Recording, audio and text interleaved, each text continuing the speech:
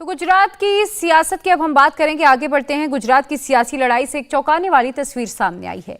यह तस्वीर ओवैसी के चुनावी मंसूबों पर पानी फेरने वाली है। सूरत की रैली में असदुद्दीन ओवैसी को मुस्लिम युवकों ने काले झंडे दिखाए, ओवैसी वापस जाओ के नारे लगाए। सूरत की रैली में ओवैसी जैसे ही मंच पर भाषण देने के लिए खड़े होते हैं, रैली में मौजूद मुस्लिम युवक मोदी मोदी के नारे लगाने शुरू कर देते हैं। मुस्लिम युवकों ने पहले मोदी के नाम के नारे लगाए, फिर ओवैसी वापस जाओ के नारे लगाए। साथ ही उनके हाथ में काले झंडे आपको नजर आ रहे होंगे। गुजरात चुनाव में ओवैसी फुल एक्शन में हैं, धुआंधार रैलियां कर रहे हैं, मुस्लिम बहुल इलाकों में जाकर प्रधानमंत्री मोदी को टारगेट कर रहे हैं। कल रात वो सूरत ईस्ट विधानसभा में अपने उम्मीदवार के लिए चुनाव प्रचार करने गए थे। मंच पर जैसे ओवैसी ने भाषण शुरू किया, मुस्लिम युवकों ने विरोध में नारे लगाने शुरू कर दिए। तो सूरत में जो कुछ भी हुआ उसकी उम्मीद ओवैसी ने शायद कभी ना की थी, ना ही उनके समर्थकों ने ऐसा सोचा होगा कि इस तरह से यहां पर विरोध हो सकता है। ओवैसी जहां भी रैली करने जाते हैं अपने समर्थकों का हुजूम लेकर चलते हैं। समर्थक ओवैसी की तकरीर पर नारे लगाते हैं, लेकिन सूरत में ये उल्टा हो गया। रैली वाली जगह पर बड़ी तादाद में लोकल युवक मौजूद थे। उन्होंने मोदी के समर्थन और ओवैसी के विरोध में नारेबाजी करनी शुरू कर दी। मंच पर खड़े ओवैसी ये सब देखते रह गए।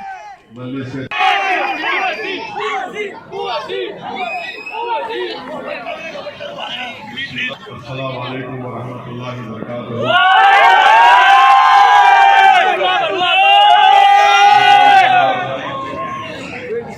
वसीम कुरैशी साहब,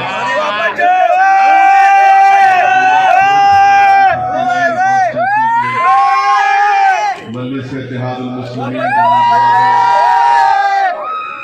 मेरी इज्जतदार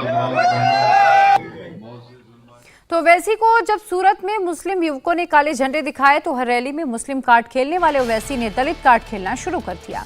ईडब्ल्यूएस आरक्षण का मुद्दा उठाया, आर्थिक आधार पर आरक्षण के बहाने दलित और ओबीसी को टारगेट किया। ओवैसी ने कहा कि प्रधानमंत्री दलित, आदिवासी और ओबीसी के विरोधी हैं, वो वंचितों का हक छीनने कर ऊंची जाति के लोगों को दे रहे हैं। 10% सवर्णों के आरक्षण को लेकर उन्होंने इसे दलित विरोधी कहा है। मैं हमारे दलित भाइयों को, हमारे वंचित भाइयों को, आदिवासी भाइयों को और ओबीसी भाइयों को बताना चाहूंगा कि कानून भारत के प्रधानमंत्री नरेंद्र मोदी की सरकार ने बनाया, और जब वो कानून बन रहा था 2019 के चुनाव से पहले, जिसको कहा गया कि ये इकोनॉमिक वीकर सेक्शन के नाम पर 10% रिजर्वेशन इकोनॉमिक वीकर सेक्शन के लोगों को मिलेगा, मैंने पार्लियामेंट में खड़े होकर उस कानून की मुखालिफत की और उस वक्त भी कहा था कि ये भारत के संविधान से एक धोखा है, एक फ्रॉड मोदी सरकार कर रही है, ये बाबा साहेब अम्बेडकर के ख्वाबों को चूकनाचूर कर रही है।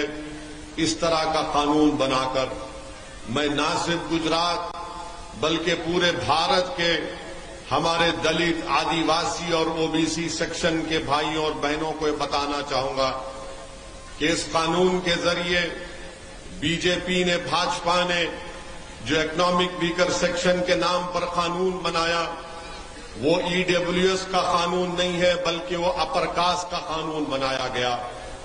मुझसे लोग पूछते हैं कि ओवैसी तुम जज्बाती तकरीर करते हो, मैं मिसाल देकर आपको बता रहा हूं अपने दलित भाइयों को, आदिवासी भाइयों को और ओबीसी भाइयों को। ये 2 बॉटल आपके सामने है, ये 2 बॉटल आपके सामने है। ये एक बॉटल में शेड्यूल कास्ट भाइयों को मिलेगा 17% और शेड्यूल ट्राइब भाइयों को शायद 7% मिलेगा और ओबीसी भाइयों को 27% मिलेगा इस एक बॉटल से। और इस बॉटल से 10% हिस्सा मिलेगा अपर कास्ट के लोगों को इकोनॉमिक वीकर सेक्शन ग्राउंड के नाम पर।